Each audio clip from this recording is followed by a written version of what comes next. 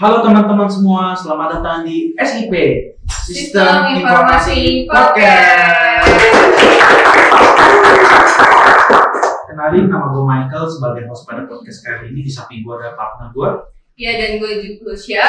Kita kali ini jadi host podcast kali ini ya. Nah, tapi gue penasaran nih, Mik. Podcast kali ini kita kedatangan narsum siapa nih, Mik?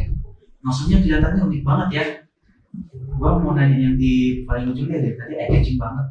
Mungkin boleh kenalin namanya kali ya? Oke, halo guys, halo teman-teman. Ya, kenalin nama gua Cesar dari angkatan 2022 dari Sistem Informasi. Gue di sini ngambil peminatannya Data Science. Oke, mungkin boleh kali sebelahnya nih kakaknya boleh kenalan juga nih kak. Oke deh. Halo semuanya, nama aku Kezia. Aku juga dari Sistem Informasi angkatan 2022 dan di sini aku juga ngambil peminatan Data Science. Nah, gue pengen nanya ke Cesar nih, tadi namanya ya? Iya. Nah, gue pengen nanya. Tadi kan lu bilang lu mau ngambil, lu udah ngambil peminatan Data Science ya? Ya. Dari semester 3 kalau nggak salah ya? Benar. Mungkin bisa diceritain kali perjalanan lu untuk memilih peminatan Data Science sebagai peminatan yang lu ambil. Ya, jadi gue tuh tadinya ngambil peminatan Data Science. Sebenarnya gue nggak mikir-mikir sih. Karena gue tuh jujurnya ya, gue tuh nggak ngerti tuh apa yang namanya data science, data apa, tapi karena di sini kan kita kan ngambil peminatan data science kan, gue lebih belajar, lebih mendalami, jadi kayak gue pengen mendalami kayak visualisasi data sih. Pantesan yang mengambil peminatan Data Science. Iya benar. Mungkin pas awal-awal nggak tahu ya. Mungkin karena ada Masa ingin mencoba lah. Iya, saya mencoba saja. Nanti sekalian belajar juga kan? Belajar ya sama Itu belajar. ya alasannya. Oke, mungkin dengan peminatan kita itu kan ada dua ya, Data Science sama Software Engineering. Gue penasaran nih, Kas, lu waktu pas semester 3 tuh kenapa milihnya Data Science gitu? Sebenarnya kenapa milih Data Science sih? Karena pas tuh Data Science tuh lagi blow up-nya sih, lagi hype banget kan. Iya. Terus juga ya sebenarnya milih karena itu sih. Terus juga tertarik karena Data Science itu ternyata core-nya gitu kan buat machine learning, terus juga AI, yang mana juga lagi blow up banget ya kayak ini. Jadi ya gue milihnya karena itu sih. Kalau nggak salah kan Cesar kan udah belajar peminatan Data Science tuh selama 1 semester lebih ya sampai sekarang ya. Iya. Mungkin bisa diceritain apa aja sih belajar, singkat aja, nggak usah terlalu detail teknis banget. Yang penting biar orang yang ingin mengambil peminatan Data Science tahu nih kita belajar apa aja. Oh, jadi selama ini gue selama ngambil Data Science ini gue belajar tentang AI, terus tentang machine learning. Masih baik lagi sih kayak visualisasi data. Kayak di gue waktu di semester 1 tuh gue ngambil gue kayak belajar Data Science tuh kayak bahkan gue belum ngerti AI nih, karena kan AI itu sekarang tuh lagi naik-naiknya kan, kayak kita bisa kayak itu apa yang di Apple Pro itu, kan karena kan harus ada AI kan. Nah gue tuh pengen mempelajari kayak gimana lah asiknya untuk mendalami seperti itu. Gitu. Kalau dari lu, Kas, gimana nih, Kas? Lu selama ini belajar Data Science enjoy kah atau ada gimana gitu? Belajar Data Science sih, namanya belajar pasti ada enjoy dan nggak enjoynya sih. Tapi kan emang kan udah komit mau milih peminatan Data Science, jadi mau nggak mau harus dibawa enjoy aja sih. Sama kira-kira kalau buat 3 semester ini apa yang udah dipelajarin ya kurang lebih tentang ngolah data, visualisasiin data, terus juga ada sedikit statistikanya segala macam gitu sih. Tapi sejauh ini lu ada kayak rasa penyesalan gitu nggak sih, kayak kenapa ya gue kemarin ngambil Data Science gitu? Jujur enggak sih, gue happy aja belajar Data Science. Tapi lu happy nggak? Kalau gue sih selama sampai saat ini gue happy sih, karena gue asik-asik aja, karena gue kayak gue belajar tuh, apalagi gue tuh support sama teman-teman sekitar lingkungan gue ya, jadi kayak gue membelajarin AI, machine learning, terus apa itu, jadi kayak enjoy happy aja sih. Emang bener sih, Iya. teman-teman itu penting. Iya benar. Nah, bukan nanya. Tadi kan lu cerita alasan lu ngambil peminatan Data Science kan ini nih. Mungkin buat yang nonton yang mungkin masih bukan awam, mungkin masih kurang tahu peminatan Data Science nanti apa aja dipelajari, mungkin bisa diceritain kali apa sih yang membuat peminatan Data Science itu menarik banget.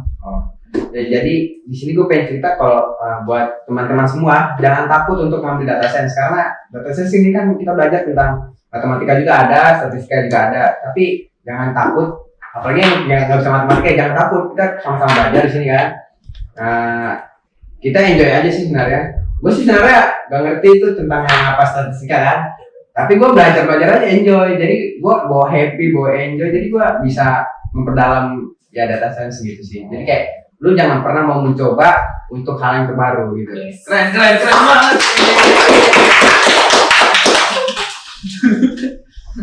Oke nih, tadi kan peminatannya ada 2 peminatan kan, Kas?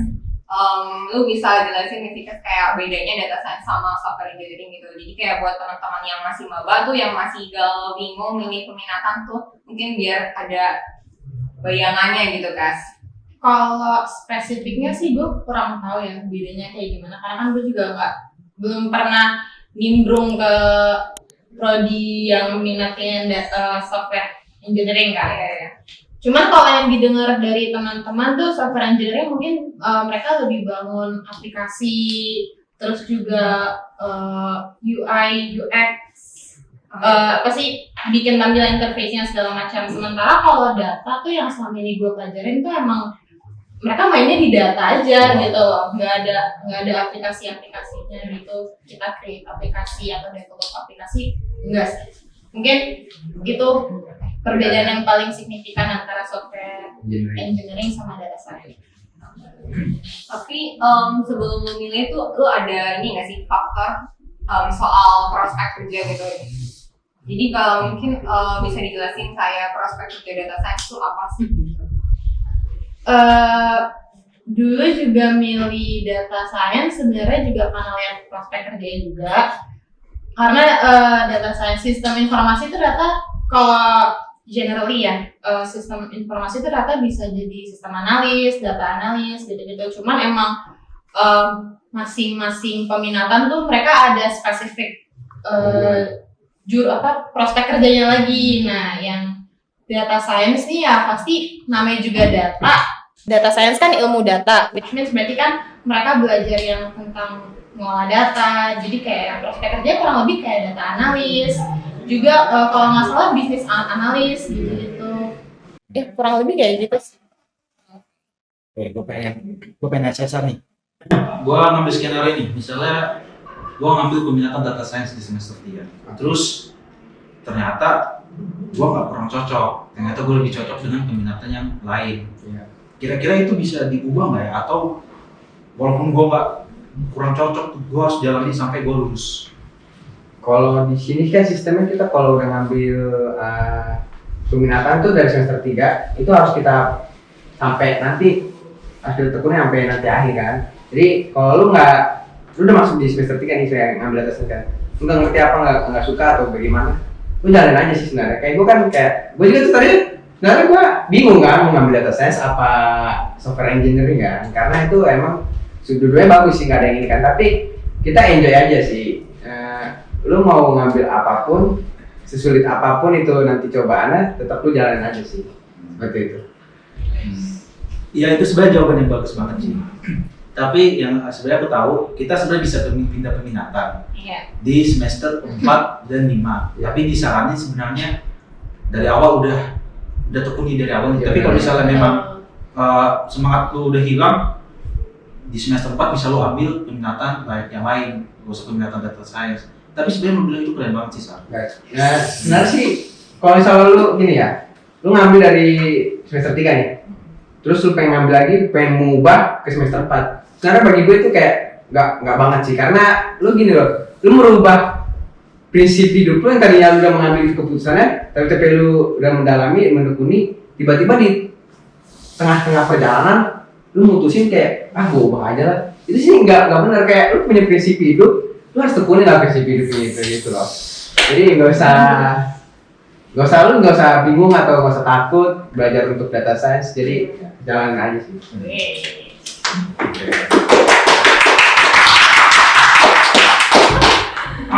Nah, gue pengen Cesar lagi deh. Karena dari tadi apa yang keluar dari lu itu sangat motivasi gue, mencerahkan gue deh. Aduh, ini udah terang ya, Keringetan hujan ya. Bener. Tapi jangan keringetan ya Bang ya. Jangan jadi keringetan nih. Nah, dari tadi kan kita cerita nih, Oke. apa sih peminatan data science itu, kita belajar apa? Menurut lo nih Sar, yang udah menggeluti peminatan data science selama 1 semester lebih nih, penanya deh, prospek data science sebagai data science itu cerah nggak? Cemerlang nggak sih? Cerah nggak sih? Gua itu kalau prospeknya sekarang ya, kita lihat dari sekarang aja sih ya, kayak data science itu emang sering banget dibutuhin karena kita kan itu kita mengolah data kan, terus kita ya sering mengolah data, tapi itu kayak prospeknya di zaman sekarang tuh kayak sekarang kan itu kan zaman itu dibilang kan ada zaman apa generasi milenial kan, sekarang kita masuk ke generasi Z Gen Z ya, Gen Z tuh kan, generasi Gen Z. Jadi tuh kayak sebenarnya prospeknya itu bagus sih kalau buat sekarang hari kalau buat itu ya data science. Prospeknya cerah ya, ruangan Cerah banget Kayak dulu ya? Enggak, Lagi hujan di dulu soalnya.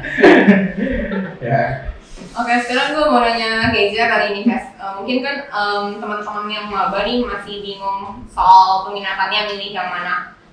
Mungkin lu bisa kasih tahu kayak mereka harus bisa apa sih, atau kayak minimal ngerti matkul inilah untuk bisa cocok di peminatan data science gitu. Ada nggak matkul-matkul tertentu yang kayak, oh kalau kira-kira gue suka sama matkul ini, kayaknya gue cocok sama peminatan data science gitu. Kalau berdasarkan preferensi belajar gue sendiri, sebenarnya yang paling penting kalau buat masuk data science sih minimal banget, bukan data science doang ya, ini juga kayaknya software engineering juga penting. Sebenarnya kita harus ngerti codingan sih, tergantung nanti yang software engineering belajarnya pakai bahasa pemrograman apa. Kalau kita kan data science pakainya Python. Sebasic-basicnya, seminimalisnya harus ngerti Python sih kalau menurut gua. Logikanya gimana? Soalnya kan kita kontrol komputer ya, kita kontrol program. Jadi kita cuma bisa ngomong sama komputer tuh cuma bisa pakai bahasa pemrograman itu doang. Nah, terus mungkin selain harus ngerti codingan tuh kalau nggak salah semester 1 semester 2 tuh algoritma atau Ya, komputer. algoritma dan pemrograman. Ya, itu kan. Sama yang satu lagi kalau menurut gua kalau mau masuk data minimal banget harus ngerti statistika. Karena di data science itu namanya lu ngolah data yang di data science itu datanya berupa angka. Mostly berupa angka. Jadi menurut gua kalau mau standarisasi data mau apa, minimal banget kalaupun nggak ngerti statistika, minimal banget logika matematisnya sih. Oke. Tuh, berarti jadi teman-teman maba nih harus di ini banget nih ya.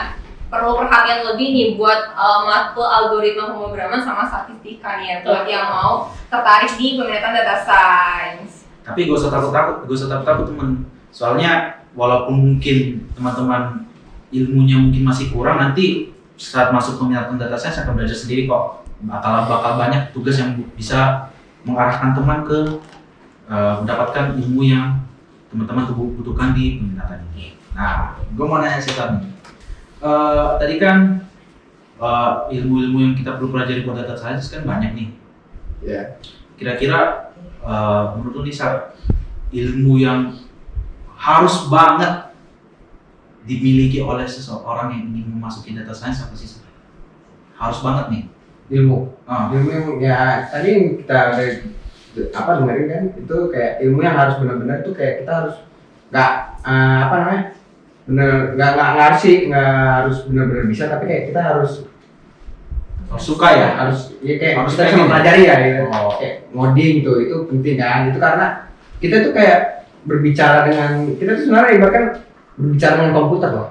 Jadi kan kayak Python itu segala macam jenis-jenisnya itu kita itu memakai bahasa komputer kan. Ya. Nah jadi kalau kita nggak bisa mengerti itu, sama aja kita nggak bisa ngejalaninnya kan. Oh, iya. Seperti itu sih. Itu yang ilmu yang harus kita pahami lah. Tapi pada saat kita masuk peminatan data science ini kan, di keseharian kelasnya kita ngapain sih? Apakah kita cuma belajar teori atau mungkin kita bisa praktikum sendiri, ngetik-ngetik di laptop codingannya? Ya, Jadi mungkin kelasnya itu maksudnya Ya, kelas sehari-hari ya. sistem kelasnya tuh gimana gitu. Belajar sama, biasa atau hands on gitu. Iya, Ya, benar. biasa Pak. Terus Atau juga memang. mungkin sama model tugasnya kali ya.